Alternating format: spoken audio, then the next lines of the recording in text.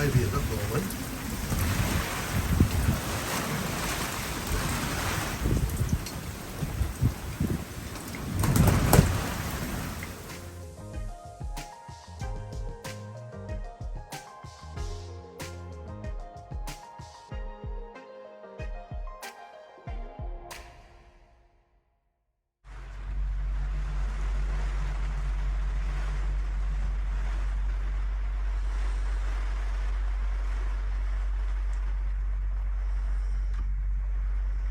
Well, it seems like Groundhog Day. Nothing much has changed. Still grey, still windy out there, and a few skiffs of rain.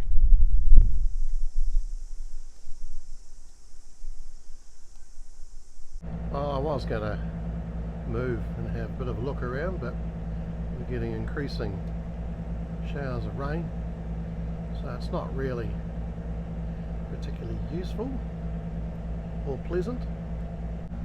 I'd already started the motors to pull the anchors up, so I've got them running at 2,200 RPM at the moment, just to put a little bit of charge in the batteries.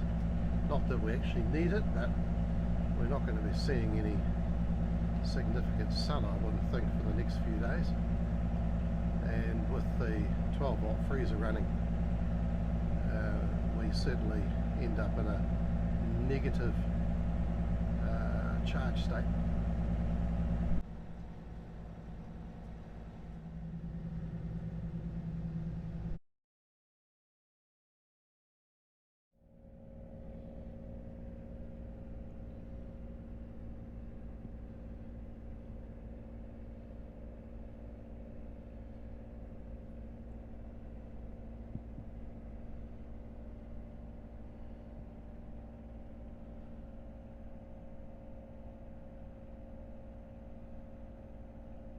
Well, half an hour later,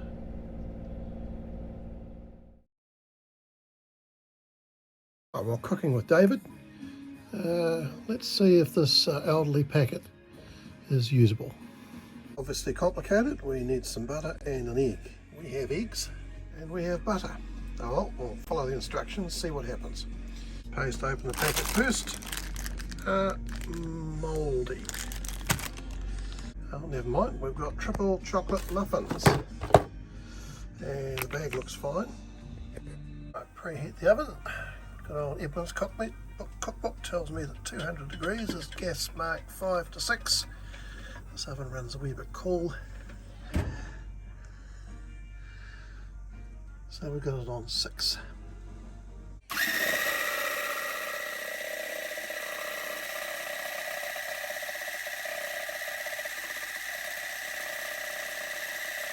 Oh, looks promising. Okay, into the oven. I did it in the oven, but clean, good. Apart from having to deal with uneven heating oven, turning around a floppy muffin tray, I think we have success. Just in time for lunch, a late lunch.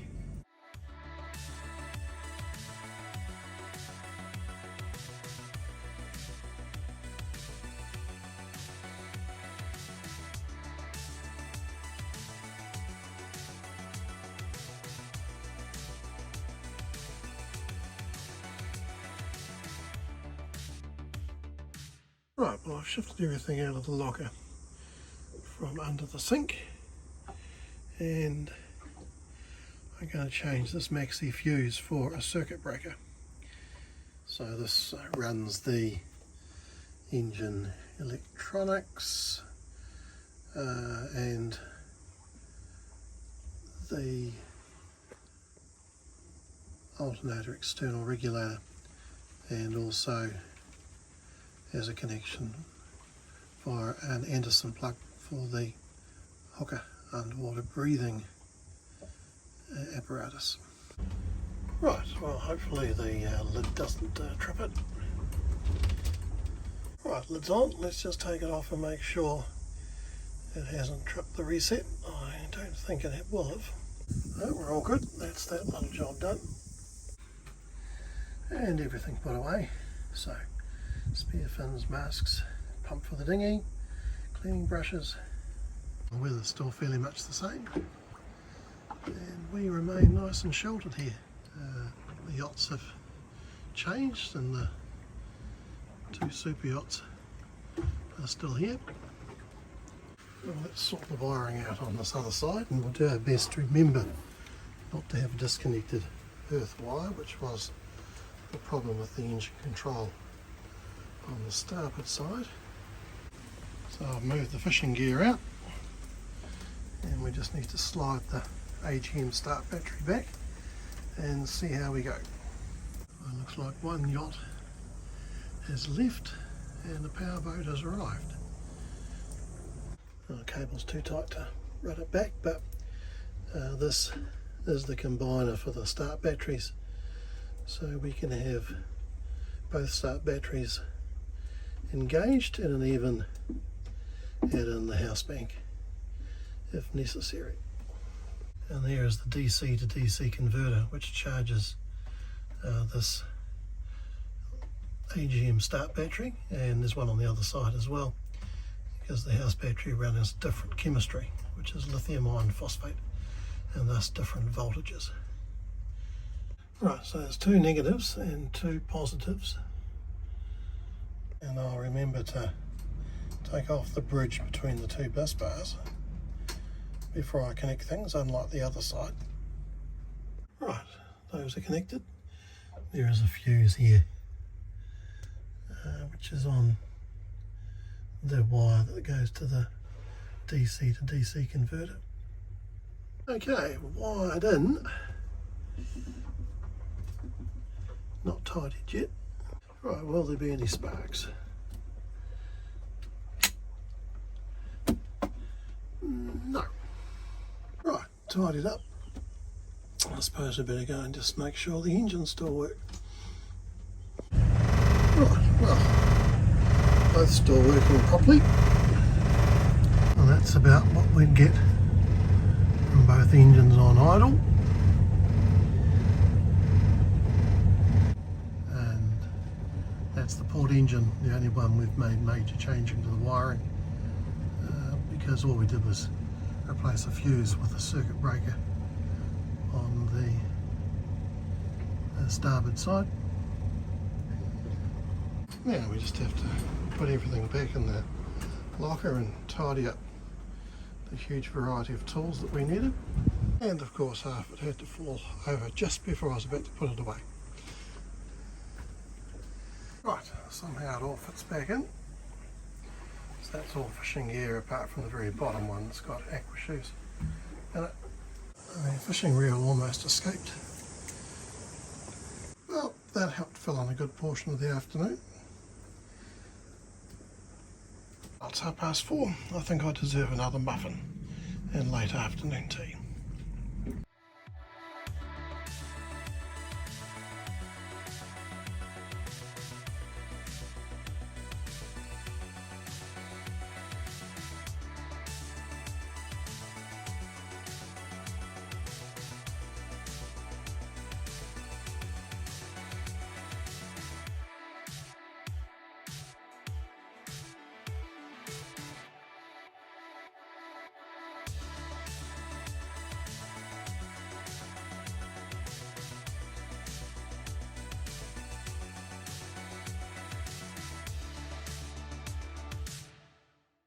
I suspect that's the last suggestion of the sun we're going to see for a couple of days. So the forecast is for a gale now, so gusting 45 overnight, and late tomorrow morning supposed to be 40 gusting 50. So I feel very confident we're safe here. Heavy rain is forecast, so I've got my water collection system up and running. Maybe I can wash some clothes. Well, we have more shags than usual, so they're obviously sheltering.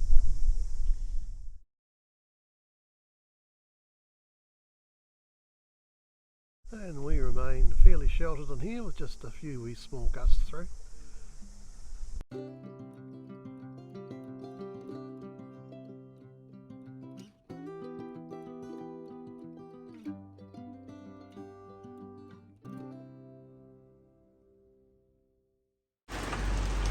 think we can say the rain has started, and certainly the wind has increased.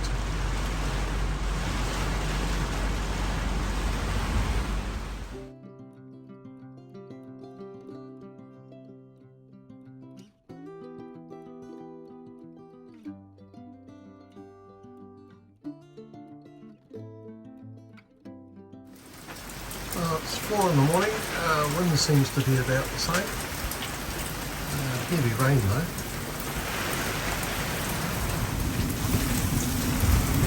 Or maybe a bit more wind.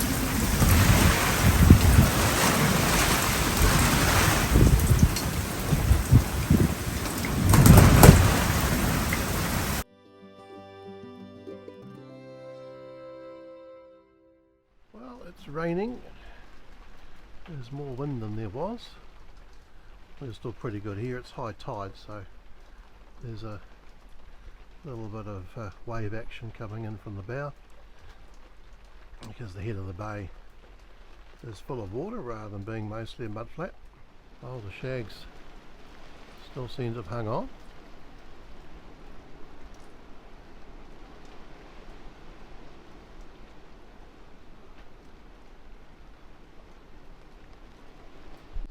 My water collection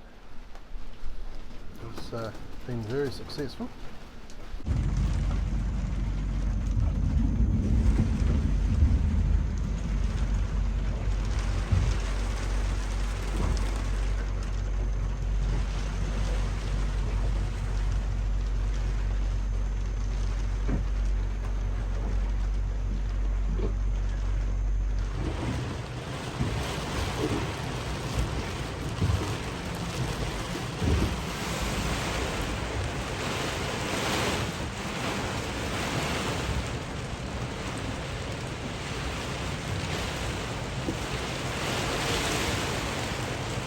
Well, as you can see, the rain's still continuing.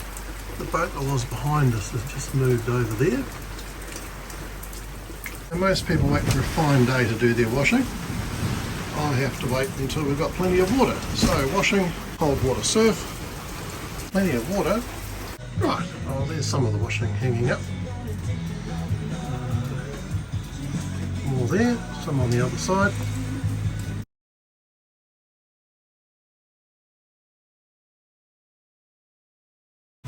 There's a drain from the corner.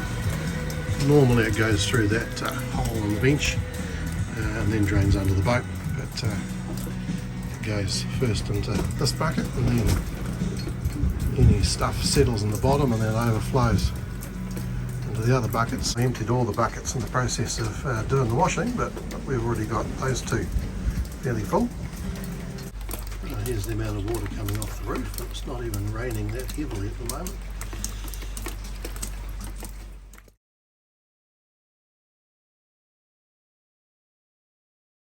Right, well, I doubt we've used a lot of water, but let's just check.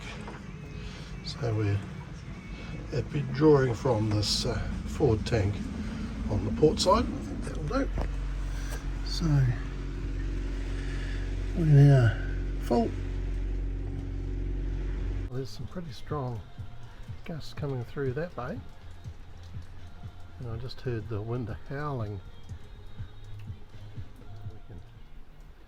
Hopefully see that the rain's being blown strongly out of that bay. We're still pretty good in here. The next thing I need is a cigarette lighter USB power output here.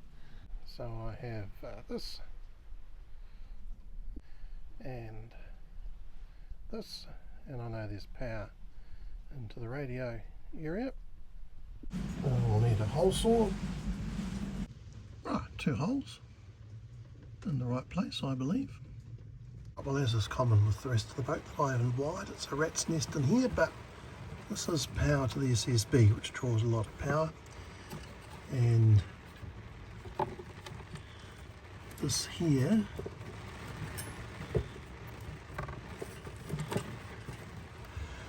is power to the stereo and the wee gooseneck light, so I think we'll take it from here. So this terminal block was already here. We white ones go to this gooseneck light over here. So it's in place and wired up. Now let's turn that power supply back on.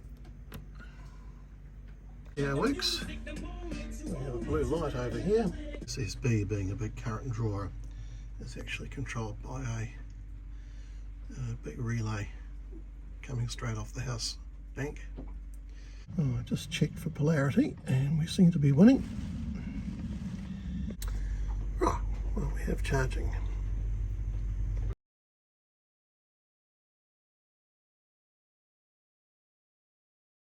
Well, the Admiral tells me that the heavy rain started in Whangarei. The rain radar suggests it might be going to ease off here. Let's wait and see.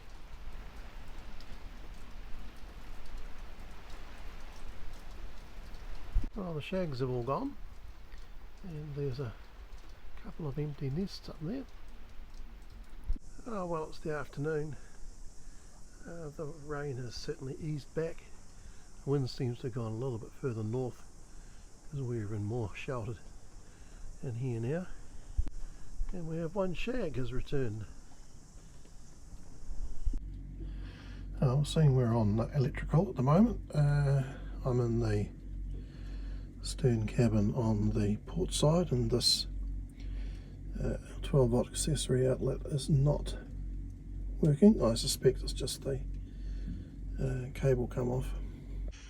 Like my cabin, it's got a Froley suspension under the bed, and there's a spare sheet of ply under here, and we know from experience it's too big to get out, but so far I haven't needed to cut it up, so it can stay there for emergencies. It's rather precarious, but I have it now propped up so we can have a closer look. It's immediately obvious that it has come off. So here we go, there's the supply and there's the prong that it should be on. Well, it's connected, but we don't actually have enough power. I suppose we better go back to the main switchboard. Right, so the DC outlets are run from here.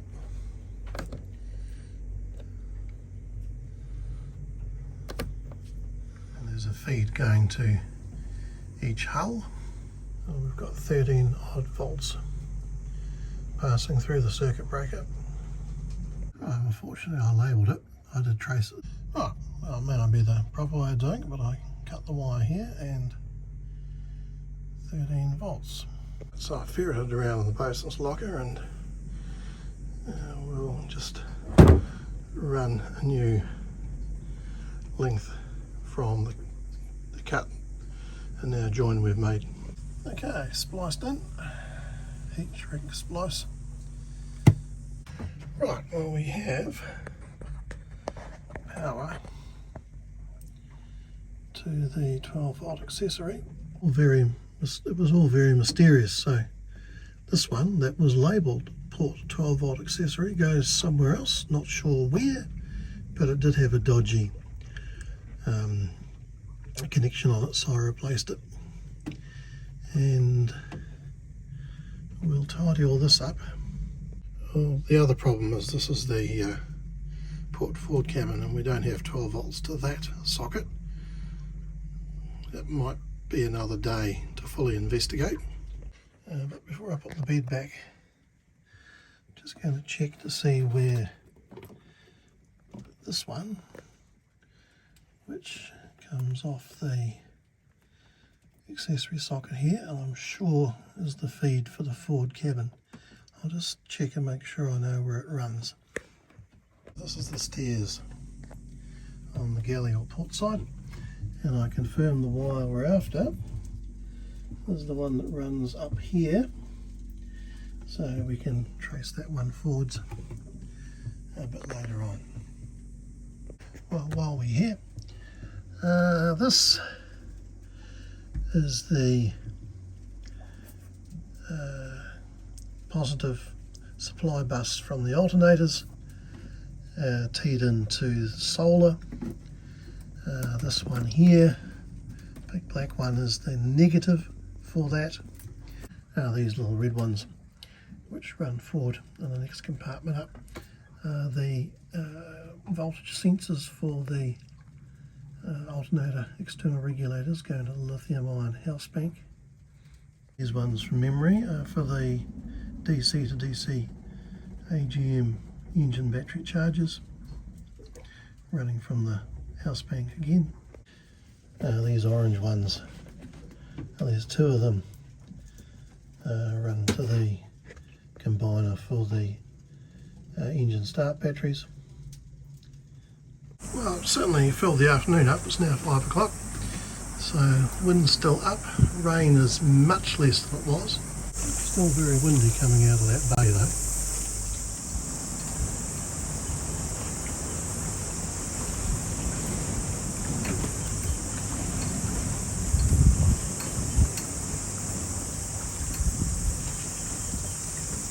And look, we now have 3 shags back. Well, not surprisingly, the washing's got a fair way to go.